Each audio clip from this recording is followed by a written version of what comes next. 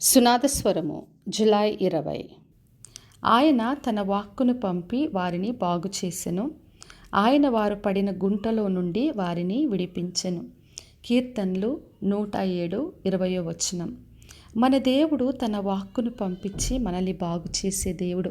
అదే ఈ రోజున వాగ్దానం చేస్తున్నాడు. ఎటువంటి పరిస్థితి అయినా, ఎటువంటి గుంటలో పడిపోయిన స్థితి అయినా దేవుడు విడిపించే దేవుడు. మరి ఆయన్ని ఆశ్రయించిన వారందరినీ కూడా ఆయన విడుదల, స్వస్థతను కలగచేసే దేవుడు. అదే ఈ రోజున వాగ్దానం చేస్తున్నాడు. మరి యెషయా గ్రంథం 38వ అధ్యాయంలో చదివినప్పుడు రాజైన హిజ్కియా మరి మరణకరమైన రోగంతో ఉన్నాడు. మరి అటువంటి సమయంలో యెషయా ప్రవక్త ద్వారా దేవుడి మాటలు చెప్పాడు. నీవు మరణమవుతావు, నీళ్లను చక్కపరుచుకోమని చెప్పినప్పుడు మరి ఆయన రాజు దేవుని సన్నిధిలో కన్నీటితో ప్రార్థన చేశాడు. అప్పుడు మరలా ప్రవక్తను పంపించాడు. నీ కన్నీరు నేను చూశాను, నీ ప్రార్థనని నేను అంగీకరించాను.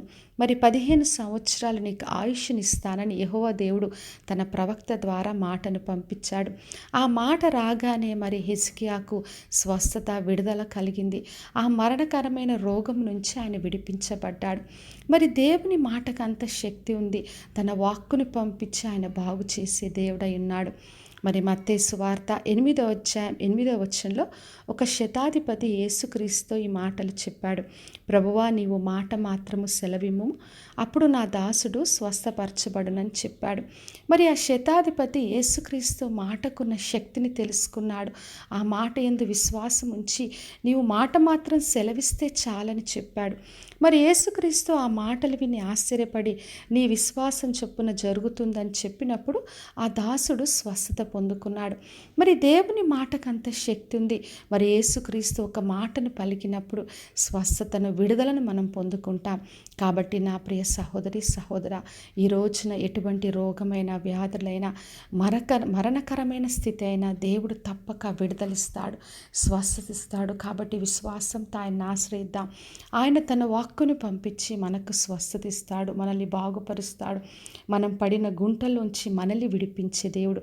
కాబట్టి విశ్వాసంతో ఆయనను ఆశ్రయించి ఆయన మాట ద్వారా స్వస్థతను, విడుదలను, మనం సమస్తమైన మేలును పొందుకుందాం. ప్రార్థన చేసుకుందాం. పరలోకమందున్న మా తండ్రి, మా దేవ, ఈరోజు ఇచ్చిన వాగ్దానం కొరకే వందనాలు. ప్రతి ఒక్కరిని దీవించి ఆశీర్వదించండి ప్రభువా. ఎవరికి ఏ వ్యాధి, ఏ మరణకరమైన స్థితి అయినా మీ వాక్కును పంపించి బాగు చేయండి. వారు పడిన గుంటల్లోంచి విడిపించి ప్రతి ఒక్కరికి విడుదలను దయచేయమని యేసు నామములో అడిగి వేడుకొంచున్నాను తండ్రి, ఆమేన్. ఈ శుభవచనము వినిచున్న ప్రతి ఒక్కరి జీవితంలో నెరవేర్చబడునుగాక. నేను మీ ప్రియ సహోదరి మంజులా చరణ్.